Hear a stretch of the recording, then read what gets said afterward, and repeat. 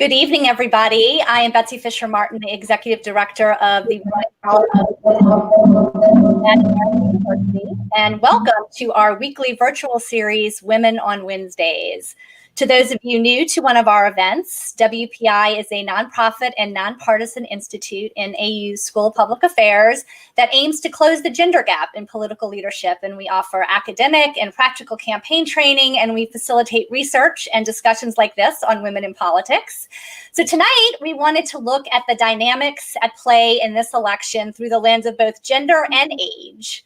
What are the issues that young women, the Generation Zers, care most about, and what will motivate them to vote? And then looking to the other end of the voting age spectrum, what do women 50 plus care about, and what can we expect from them on election day? We are excited to have with us a great panel to help navigate these questions and more.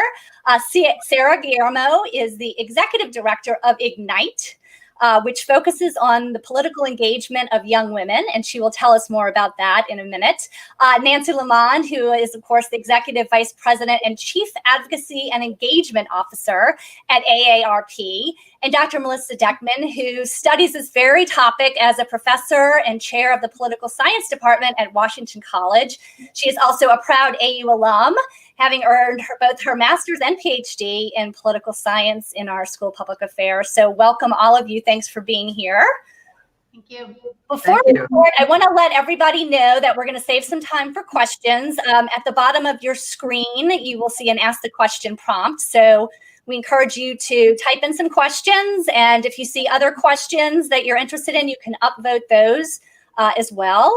And if you miss any of our discussion or want to replay it or share it with friends, a replay will be available at the same link you used to register. So Sara, Nancy, Melissa, welcome. No good discussion of politics would be complete without some polling data. So I know Sara and Melissa have some Gen Z survey data to share with us, and Nancy and the AARP have been doing a series of in-depth polls on older voters, and she's going to share some of their findings as well to frame our discussion. So Sara, while I'm pulling up your slides, give us a brief overview of Ignite and what you guys are doing. Perfect. Thank you, Betsy. We're so grateful to be here this evening. Hi, everyone. I'm Sara Guillermo, Ignite's Executive Director. Ignite is a national 501c3 that builds political ambition in young women to ultimately run for office. So we're a movement of young women who are ready and eager to become the next generation of political leaders. And we are in about 36 different states across the country. We recruit, we train, and really support young women at the school age level, all the way through college and graduate school as they build their political ambition, train them. And we have so many young women on the ballot for 2020 this year that we're super excited about. And then a really fun fact that you'll learn about our work is that over 90% of our young women who are eligible to vote voted in the 2018 midterms. So we're very excited. Many of them have already turned in their ballot as we get ready for this election that is currently happening. So I'm going to pass it over to Melissa. We have been doing such phenomenal work together over the past, I feel like it's been almost 2 years now. And so she'll share more about the work that we're doing. Great, thank you, Sara. Let me just also say that I'm very happy to be here. Can you hear me? Hang on 1 second, Melissa, because we're just getting some bad feedback there from you. Do you have two windows open maybe on your computer? Let me see, I do.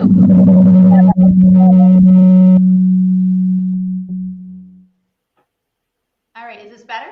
Yes. Okay, very good. I apologize. Boy, no problem. What a grand debut when I return to my alma mater here, but I am so happy to be here this evening. I just wish we could be in person on AU's lovely campus. I have many very good memories at AU, but it's been a sheer delight to work with Sara and the folks at Ignite National over the last couple of years. And so we're going to present a few findings from some surveys that we've done over the past year and a half, roughly. In July of 2019, we surveyed more than 2,000 Gen Z Americans nationally. And so we're going to look at some of that data.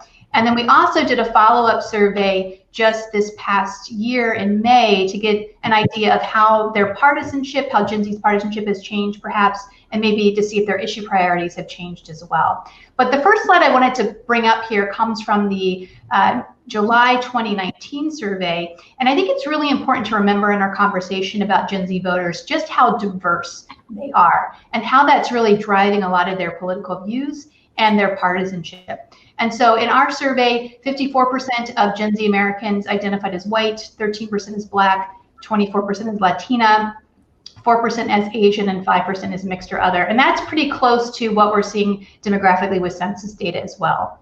Another way that Gen Z is very different than older Americans is with respect to sexual orientation and gender identity.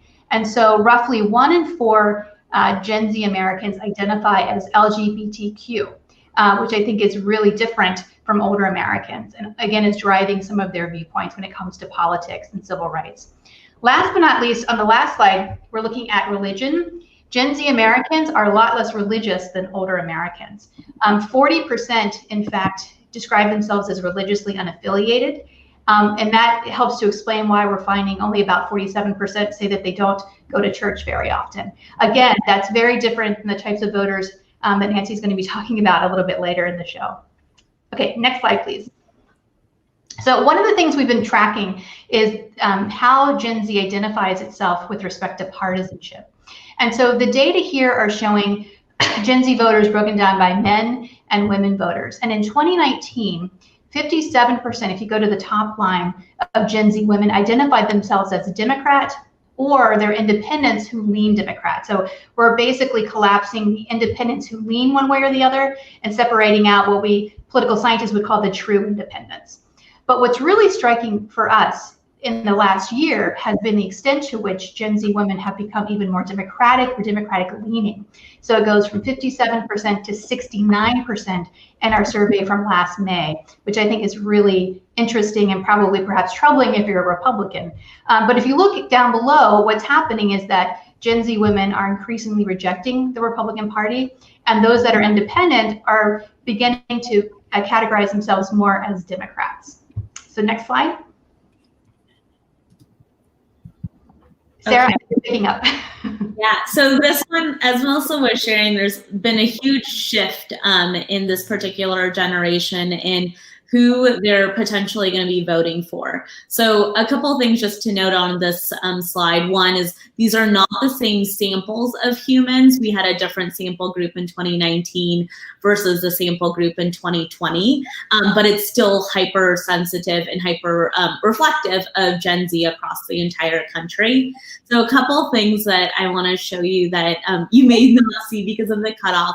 So in 2019, Gen Z were really preferring, both from young men and young women that we were surveying, the Democratic candidate. And then for folks that were really appealing towards Trump in 2019, there was still a really massive split in thinking about why they were voting. And so we're not showing you all of the different details around this, but the big split was really truly around religion and evangelicals. So that's a really interesting takeaway from this particular data. You can see that men, which is the green yellowish color, are voting for Trump a lot more than women are. And so that's another really key piece. And then obviously right now in 2020, when we did the survey, it was the week before, a week in May before George Floyd's murder. So it was a really big difference too of thinking about who folks were voting for and who they're primed to voting for as well. And so big key takeaway here is that there's just a really large gender difference between who folks are voting for, whether it was the named candidate or Trump. Great. I think we can go to the next slide, which is one of my favorite slides. So this slide is for personally relevant issues. So we were super curious for the young women what issues matter most to you and why are you going to the ballot box? And so we say pre-COVID world because this was taken in 2019. So the top 4 issues are mass shootings, climate change, education, and then the 4th one is racial inequality. We're clearly not post-COVID yet, but in the May 2020 timeframe, you can see that healthcare and jobs went up a lot higher for young women. Mass shootings and racial inequality stayed on for them. I want to highlight that for reproductive health, because that's always a big question for us. That was a 5th layer lingering part always for either 2019 and 2020. The other thing that I want to highlight is thinking about Gen Z young men. For them, jobs was always number 1 for them. That didn't change in 2019 versus 2020. And I would suspect if we did the survey again today, that would still hold true. And then the other piece is even during the time of COVID right now, for men, healthcare was still like a distant 3rd, and education debt for them was number 2. So that's also just an interesting difference based on gender and how young women are choosing to vote based on these different issues that are impacting them every day. That's really interesting. I'm curious, Nancy, how some of these issues, I mean, I would assume, and you're going to tell us here about healthcare and jobs being number 1, probably very similar for older Americans as well, right? Absolutely. Healthcare is the single most important issue for people over the age of 65. And if you're between 50 and 64, healthcare is a little stronger than the economy, but not much. Interesting. I know you have some slides also. Let me just pull those up for folks. Okay. And then you can talk us through some of your findings as well. Let's see. Here we go. Sharing. Great. Well, thank you. And thanks for having me. And I will go through very quickly, and we can drill down during Q&A on anything. So my first, before I get actually to that point, I just wanted to mention that the 50-plus woman voting cohort is very big. It's 62 million. In fact, there are 4 million women voters over the age of 85. Wow. They're not a monolith, and they are not as diverse as younger generations, as you've heard. But 50-plus women have a range of backgrounds and life experiences. 7 in 10 are white. 7 in 10 do not have college degrees. Half are single, either separated, divorced, widowed, or never married.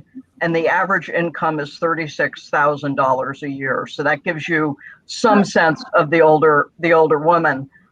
This slide that we're at now makes a general point that as voters, they punch above their weight, especially in the battleground states. Overall, 50-plus women were about 20% of the population, 30% of the electorate in 2018.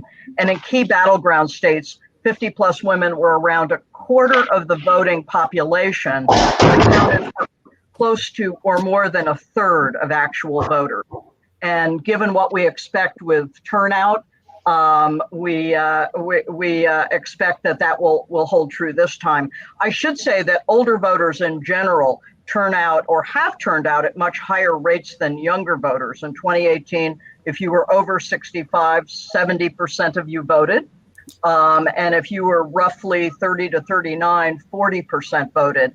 I think one of the things we're going to watch in this election is those numbers, particularly of younger voters, increase. At the same time, I think older voters will also continue to turn out at that rate.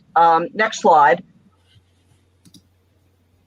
Older women voters are not a lock for either party. And again, on all these slides, there's a lot more detail than I'll talk about. But in 2016, President Trump won 50-plus overall, men and women together, and split women 50-plus pretty much down the middle. Women 50-plus of color favored Clinton 82 to 16. and 50 plus white women swung for Trump by 17 points. The story of the last election was the older voter, typically the older white voter of both genders, who delivered mightily for President Trump. In 2018, when Democratic control of the House moved and was powered in part by 50 plus women who reduced their commitment to Republicans and instead voted more for Democrats. One of the emerging stories in 2020, I'm sure we'll talk about it, is that Vice President Biden has done considerably better with the 65 plus as we approach the election. And he's running basically even with President Trump in the 50 to 64-year-olds. Next slide. Yep. So the general point here, and in the next few slides that I'll go through very quickly, is that older women are among the most anxious voters. They were more concerned than older men about financial security and health care before the pandemic, and they are even more worried now. And the reason for this is quickly this slide. Women start out earning less than their male counterparts, and that gender gap persists through their long-term financial security. They have more time out of the workforce to raise kids, care for loved ones. Lower lifetime earnings and annual incomes means less savings and lower Social Security benefits, and longer life expectancy means savings need to stretch farther. It's almost impossible to overstate the anxiety level of older women as they're going into this election. Next slide.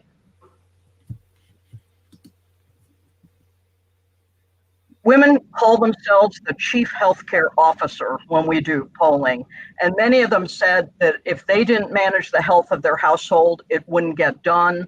4 out of 10 say they cannot afford healthcare. This just gives you some taste of how trying that is for people, and also how important healthcare is. And by the way, the older you get, the more healthcare is also an economic issue.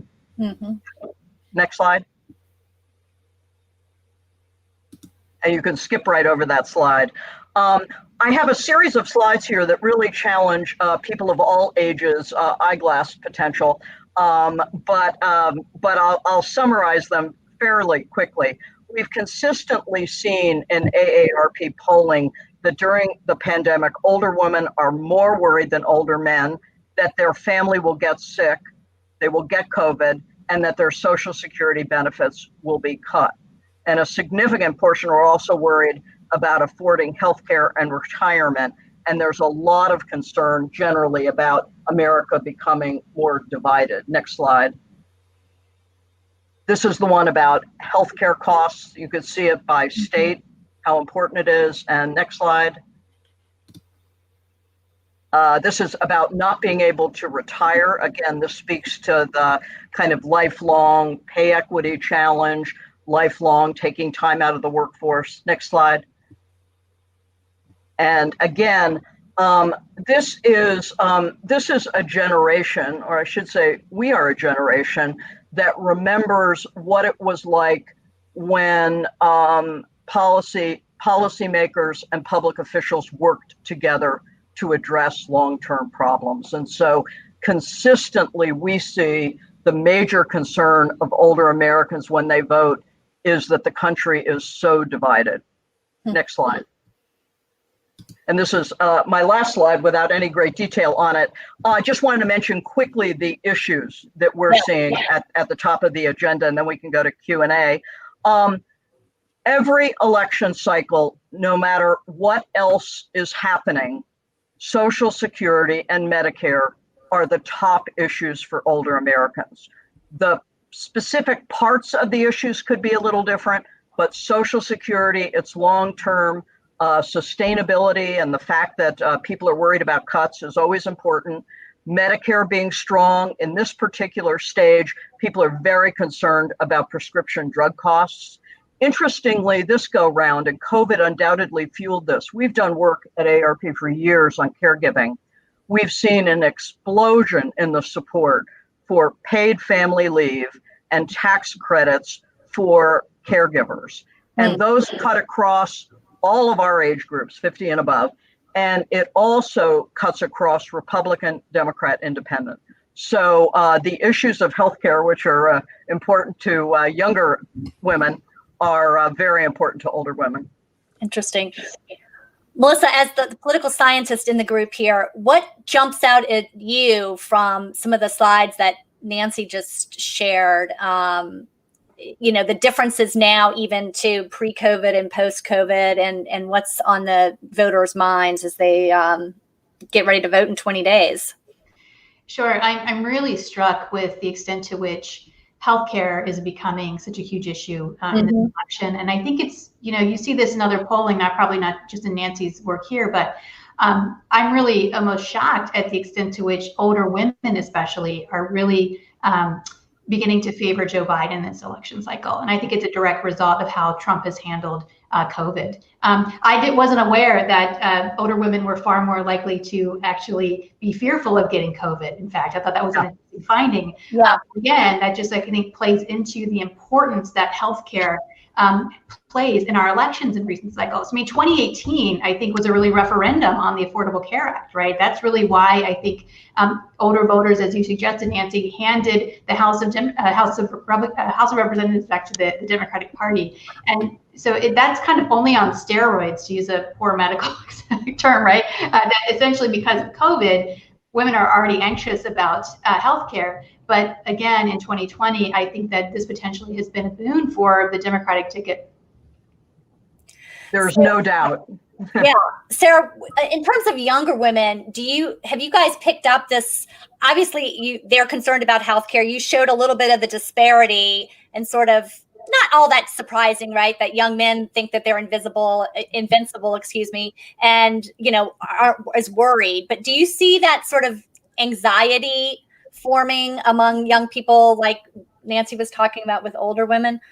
Yeah, I was actually just going to comment on that when I wrote down most anxious voters and because I think, when we were shifting all of our programming virtually in March, and I'm based in California, so we were making a lot of decisions a lot sooner than a lot of the other states that we operated across the country. And I have to tell you, the number one thing was taking care of our young women, opening up spaces for them, because suddenly they were isolated. And now we're translating that into creating your voting plan, where they're still isolated. They don't have their jobs anymore. They don't know if they're going to go to school or what school. I can't tell you how many young women were enrolled to go to college this year that are forced to take gap years because they can't go. And I think where, you're really talking about the pay equity gap and how big it is. And I made a comment, I was I bet this is really wider for women of color when you're talking about 36,000 as the median income for this voting block.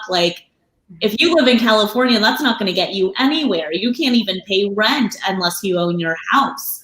And so when I think about that for our young women, there are some very clear pieces that are happening cross-generationally. And I know a lot of our young women are living with their parents and living with their grandparents during this time. So if they weren't seeing it, now they are. And I think that they are commiserating around these particular issues that they're constantly facing and are going to continue to face. And we don't have the polling data on this because we were talking about sort of the younger women and then the 50 plus, but there's that generation in the middle, right, Melissa, too, that are women, 30 to 50, right, that have young children at home, most likely, who are really facing the anxiety of trying to care and school their children while also trying to work.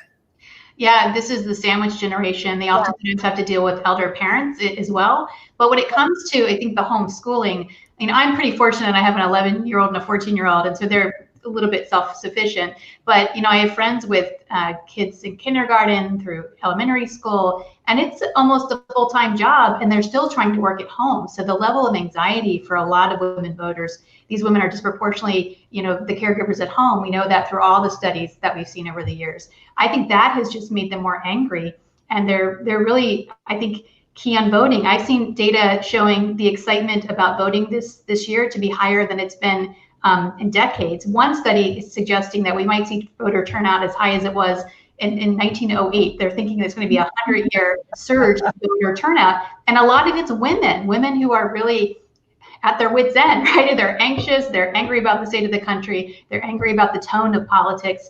And I think definitely we see women across generations are driving a lot of this. Nancy, in your research, what do you see? Because you're polling 50 plus women, but then you also do a breakout of sort of the 65 plus. What differences do you see among those two groups in terms of issues and also in terms of swinging from Trump voters to Biden? Yeah. Well, again, for the 65 plus, COVID is, and the virus itself is absolutely the issue. For 50 to 64-year-olds, the virus is an issue along with the economic situation. And, right. and you all described it beautifully. It's jobs, it's many still have children going to school, et cetera. So that is the biggest difference we see among those two groups. We see consistently high numbers across both age cohorts on intention to vote. As a matter of fact, I was struck you used something like a 95% figure for younger women. That's what we see with older women, and it's consistent across all of the age groups. The older you are, the more likely you are to vote by mail. Although it's still kind of about, when we polled a while ago, it was around 55%. It wasn't as high as we thought it would be. But as we're getting closer to actual experience, I think the older you are, the more likely you are to vote by mail. And I have a small prediction or a kind of clarion call for people in politics, which is that the next big issue for older Americans is the vaccine. And while it's an issue for everyone, if you're over the age of 65, you've listened to countless reports saying how vulnerable you are, and you're in the sea of confusing information right now. And how candidates, and the day after the election, we have a new set of candidates, how candidates begin to position and address on the vaccine, I think is going to speak volumes in terms of how well they do in the next election cycle. Interesting. Sara, Nancy was talking about mail-in voting, absentee voting. As we know, women, older women turn out, at much higher rates to vote in elections. What do we know about younger women this time in terms of being more politically motivated to actually turn out and vote? Are you picking that up places? There's a lot every year. We started talking about the youth vote, and then it doesn't actually materialize. What do you think about this year? Yeah, there was one more slide that I don't think we did today, but it was really the millennial generation. So me, Sara, generation of millennials, and then the Gen Z generation. So they started voting in 2014. And so thinking about the midterms for them, young women at that point were voting at about 35%. And so when you think about the data of folks that turn out to the midterms, that usually has a much higher impact in the general election. And so that's been really exciting, I think, in really kind of creating predictions of how Gen Z will turn out. We know that Gen Z and millennials make up nearly 40% of this electorate. And so there's definitely a lot of power behind that. I was sharing earlier that we did a poll of our young women, just the Ignite universe, so not the entire Gen Z population, but we do know that a lot of them are voting by mail and a lot of them are voting early, nearly over 95% are choosing one of those two buckets. So we're clearly in a very unprecedented time. And so voting by mail and getting an absentee ballot in states that even allow it has been totally confusing for young folks.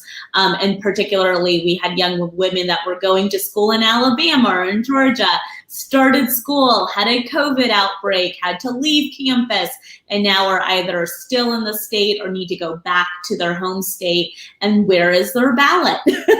And so for me, I'm a longtime voter in California. my ballot just arrived today. And so I think that there's a lot of different barriers that folks are facing right now that are very different, and things that we continue to prepare for at Ignite, but we're also cognizant that there are just variables right now that we could never have predicted. Melissa, I see you shaking your head. Yeah. I'll add to that. So the slide that we were going to show, if you looked from 2014 to 2018 and you looked at the youngest voters, 18 to 24, 18% of women voted in 2014 in the midterms, which was very, very low. That was a kind of a record low. It was still higher than men, about 16%. Those numbers more than doubled, though, in 2018, which I think is a reflection of unhappiness among younger voters with Donald Trump. And so what I think we're going to find in this election cycle is that Gen Z women will outperform Gen Z men when it comes to the ballot box, much like the voting patterns for older generations as well. And I would just add to that too, the other things we've been studying with Ignite and my research is looking at overall levels of political engagement. And in fact, what we're seeing with Gen Z is this sort of unprecedented reverse gender gap in political participation. So we know in recent years, women and men have sort of caught up when it comes to political participation, whether it's volunteering for campaigns or giving donations or writing their member or going to a local meeting or what have you. But among this generation, we're finding that young women are far more motivated, statistically significantly more likely to be involved in politics. So I think that's really something to watch as we move forward, even past this election cycle, the role that women will be playing as change agents, I think, in American politics. Mm-hmm. Nancy, what do we know about the motivation of older women? I mean, you talked about sort of the anxiety, but that's not necessarily a motivator to go vote, or is it? And what do we know about sort of the political engagement that older women are putting in this election in terms of not just voting, but volunteering on campaigns, making phone calls, donating money, that kind of thing? Yeah, political engagement is high. I don't have data on it, but I know from our own volunteers, and of course our volunteer work is nonpartisan. AARP doesn't endorse, we don't give money, but they are very engaged. Now they're engaged in different ways. You know, people used to laugh. I'd hear from candidates, "Oh, I saw your red shirts at my rally." And so they're used to being out and about and asking questions. And so it's much more virtual this time. But our level of engagement has been very, very high. So too with volunteering. We have a number of programs, including a community connections program where you can sign up to call people who are isolated, might be in nursing homes, et cetera. Mm-hmm. It's not political activity, but the number of people who've signed up far surpassed what we expected. And we think it's going to continue. I don't have figures on political giving. Mm-hmm. Interesting. Here's a good question in the queue here from Dr. Barbara Johnson. And she wants to know, she said she's glad to see that the 50+ research was able to segment and identify rural versus urban women. And she wants to know, has this been explored for the younger cohort? So Sara, Melissa, what do we know about young women in rural versus urban environments? Well, I would say that, there are similar trends nationally. I think that when you live in rural areas, disproportionately, you tend to be, I think, whiter, slightly more Republican. But generally speaking, I think the overall trend for younger Americans is for them to lean really to the left more politically, even in rural areas, but certainly not to the same extent as you see in urban areas, I would say. Yeah, and I think the political engagement level is way different in our rural communities than our urban communities, just how people participate in GOTV, how our college chapters engage with their members. And some of the key differences is literally just transportation. So like if you can't get to the meeting, you can't get to the meeting. And right now it's like, do I have access to internet to even get onto the Zoom? Yeah. So we're seeing some of those really big differences. And that really plays out in election season, because if you don't have a working phone or internet, how can people get to you? You can't necessarily just drop off all of your mailers, 10 times to do 10 touch points when you're a candidate. And so like I have a young woman running for a Kansas State House right now, and she's, campaigning on a reservation. And so it's really different of how she's trying to meet her community where they're at. And so there's some, that's her campaign. And then I have a candidate running in Oakland City Council, and that's a really different way of meeting her voters where they're at. Interesting. Here's a question from Isabel, and she wants to know, for each of the panelists, what do you make of the Trump, Pence, and Biden-Harris campaigns' respective efforts, and then she has in parentheses, or lack thereof, to woo women voters? I can go first on that. I've been researching a book about gender, Gen Z, and political engagement. So I've been talking to a lot of very highly engaged political activists. So these aren't the run-of-the-mill Gen Z Americans, right? So they're very much engaged. They're leading organizations. They're marching in the streets and all of that.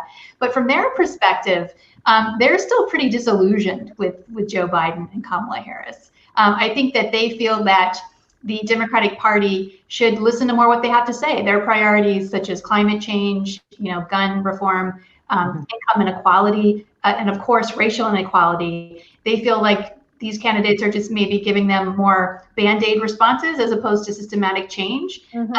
Now, of course, they're not going to go vote for Donald Trump. So I think the sort of equation that the Biden-Harris team has to factor in is, do we alienate moderates by going more to the left, right? But for younger voters, I still think they're not necessarily sold on Biden or Harris in a lot of ways.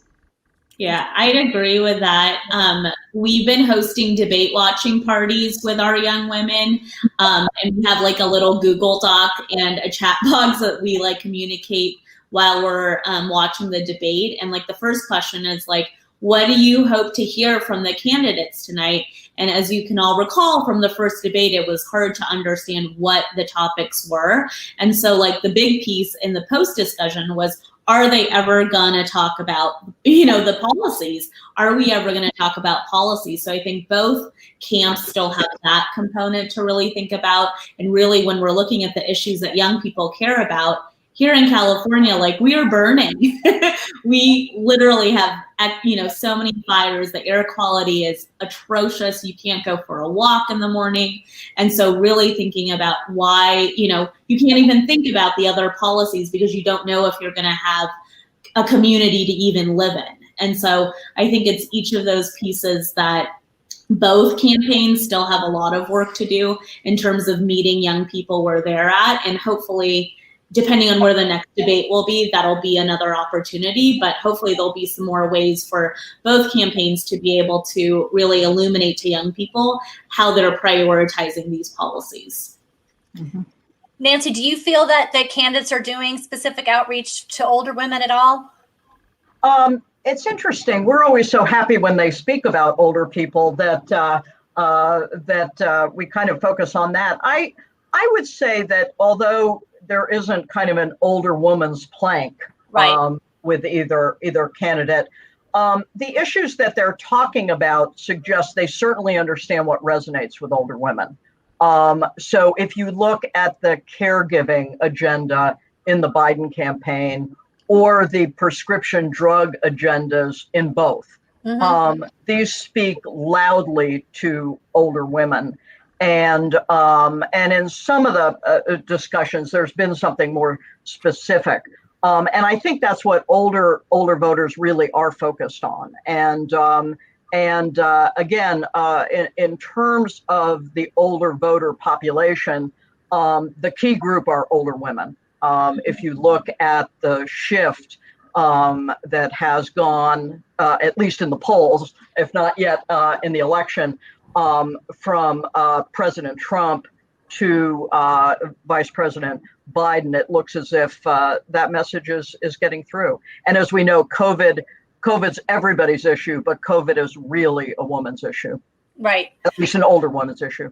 Melissa, I think it was in the Politico piece maybe this week that you were quoted in, that discussion about sort of the temperament between the Gen Z and sort of that next step up, the millennials, where you see that Gen Z young women especially being more willing to engage in confrontation and being more combative and being unwilling to really wait for a lot of change, right? It's just everything must happen now. Talk a little bit about that difference in terms of engagement in politics and participating in politics. Yeah, sure. So I think that, like many things in American politics today, a lot of it boils down to social media. Yeah. Social media, it's ever present, but I'm finding that for young people in particular, Instagram, TikTok, all of these sorts of social media platforms that are really revolutionizing the way that I think young people get involved in politics. Young women especially are adept at using them. And so I think that there is an urgency so that young activists can kind of instantly put up sort of an Instagram of data and facts. They can organize marches. I think that's why you saw record numbers of people walking in the streets this summer to protest racial inequality after George Floyd's killing. And also those protests, it wasn't just people of color, it was very diverse. You had lots of young white women as well and white men involved in that. And I do think that there is just a sense of impatience with these individuals. From the shooting at Marjorie Stoneman Douglas High School, that really, I think, radicalized a lot of young people who felt like they were let down. They're continually let down by grown-ups, by adults. And so these are what they consider to be very existential threats. The same thing with respect to climate. This is why you see so many young people involved in climate marches and climate activism. They recognize that essentially older politicians from both parties have dropped the ball. And so I think that you're seeing really through social media, through this activism, a recognition that if it's going to change, it's going to have to be them being the change makers. And I think that is different than millennials, definitely. Sara, do you pick up on that? Well, I'm a millennial, so I think that there's a big dividing line. Gen Z, millennials. When do you graduate into millennial status? Born after 1996. That's really the youth-centered definition. So it'd be Americans who are 18 to 23 or 24. Okay. Basically. And so millennials, I think, go to about 40 or so, maybe 40, 41. 1981 was the first year. My son. Okay. Now I got lost in the question. Do I see that differently with our young women? Yeah, or just do you pick up sort of this notion of really wanting change to happen immediately and, being willing to be a little more confrontational on some of these issues? Yeah, I think that there's deep impatience like Melissa's getting at. I mean, Melissa sat with young women, both with Ignite, and we've also sat with young women who have not been with Ignite. Yeah. And I think no matter which room we've been in, there's like a level of like, really? Is this really what our question, what we're talking about? Like in the debate watch party, the young women were like, what were debates like before Donald Trump was president?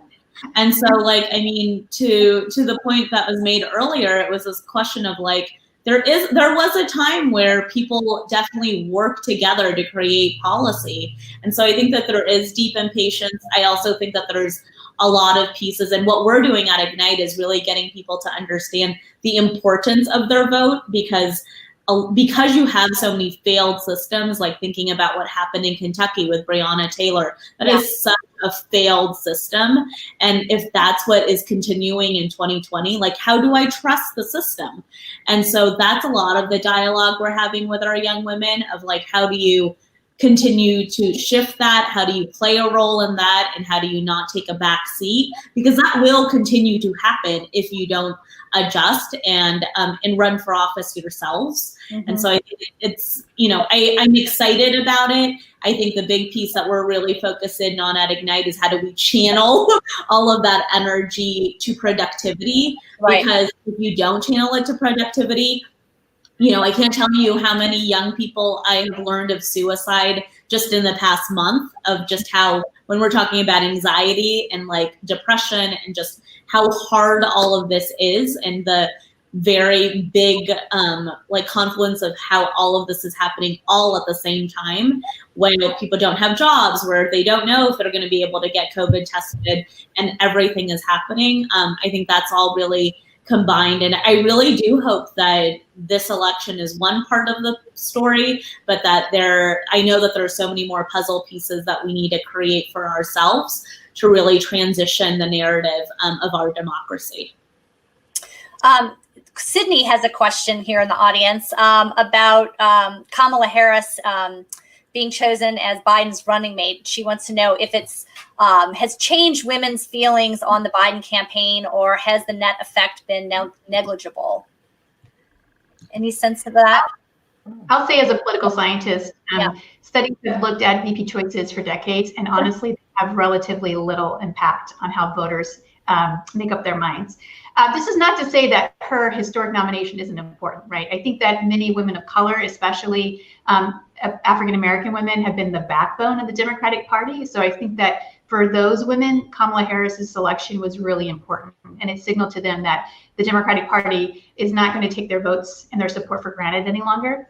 For younger people, though, to be perfectly honest, a lot of them are a little leery of her record as a prosecutor when she was, the Attorney General of the state of California. A lot of them felt like her record on criminal justice wasn't that great.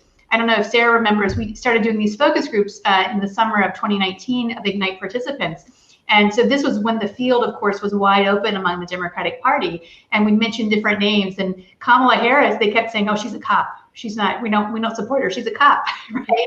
And I think that kind of leads into this lack of enthusiasm a lot of younger people have for the Biden-Harris ticket. At the same time, though, I think that many older women voters are very happy that he selected a woman of substance to be on the ticket, because I think, again, shows the importance of women voters to the Democratic Party base. Yeah.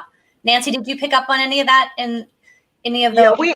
We haven't polled specifically on it, but I think based on things I've seen over the years, for older women, it is significant to see a woman on the ballot.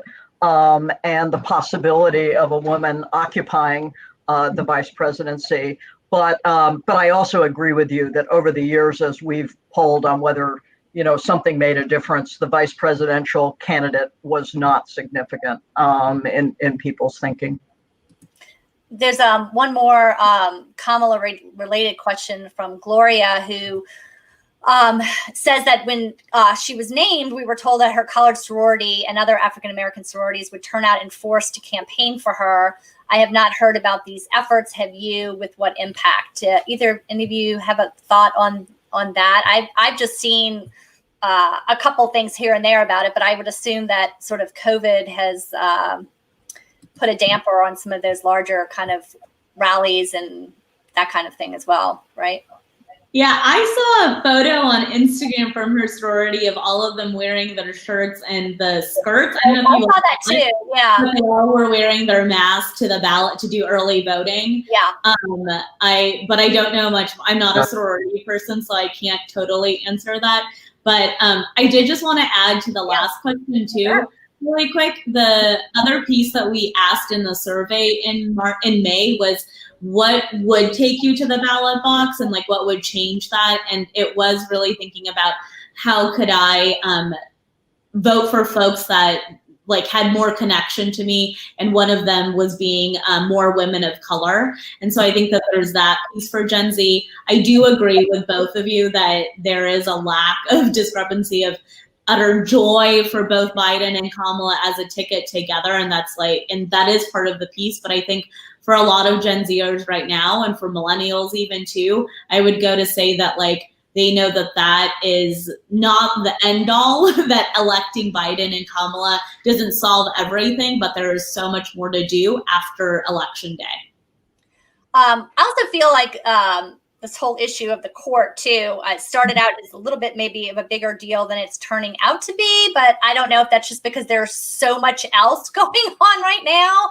But Sara, I'm curious too about young women and the issue of the court. Does any of this resonate with them?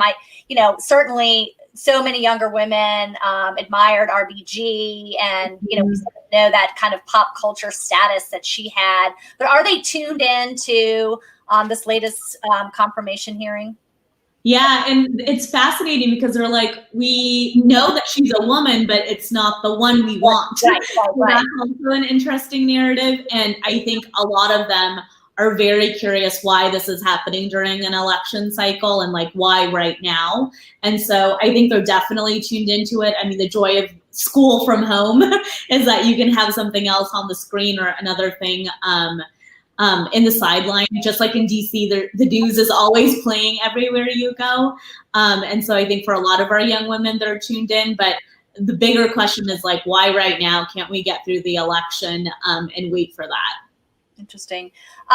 Nancy, let me ask you this. This kind of goes along with this, is a question from Natalie, who said, how do older voters talk about and consider reproductive rights? Is that something that they cite as a motivator for voting? And where does it fall on the spectrum of policy issues?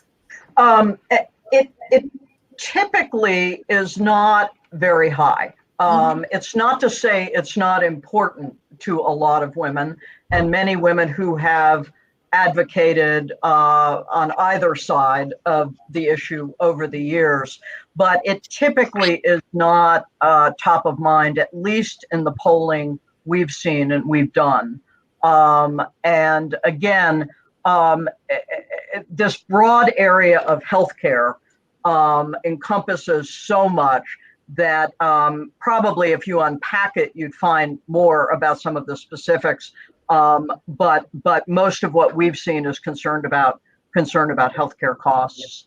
And another point I make, in 2018, we did a lot of polling, and I remember we were in Florida shortly after the shooting, and we were in Arizona a short while after one of the big immigration stories. I can't remember which one, and we were quite sure that those issues would just be at the top of the list for older voters.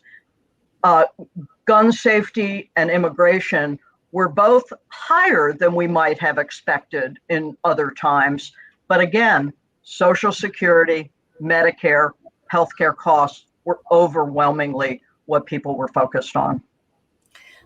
Melissa, yeah, do you have thoughts on that? And also, I'm curious for your thoughts on, how women over time change and maybe realign themselves politically as they do get older. Are they drawn more toward a conservative side? Do things change once they have a family? What do we know about how women change over time on that political spectrum?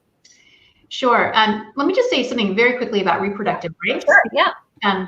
We know really since Roe versus Wade, public opinion's been pretty stable when it comes to attitudes about abortion. But I'm finding, and Sara and I are finding in our research, that Gen Z women are more liberal on abortion attitudes. And I think part of it is because they've now grown up in an era in many states that have regulated and made it very difficult to get access to reproductive rights. And so I think it's become a more salient issue for Gen Z women voters than I've ever seen historically. And in fact, in some of my research for my book, I have these pretty complex statistical models. And so I control for attitudes about abortion.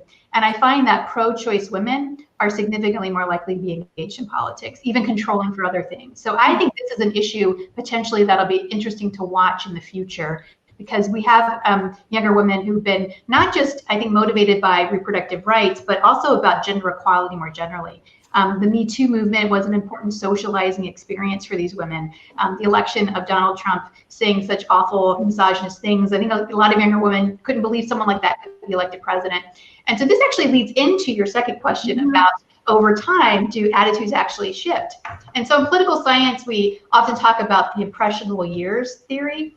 And so this idea is that when you were socialized in your late teens and early 20s, with your political views, they really have a long held pattern in terms of explaining how you vote later on.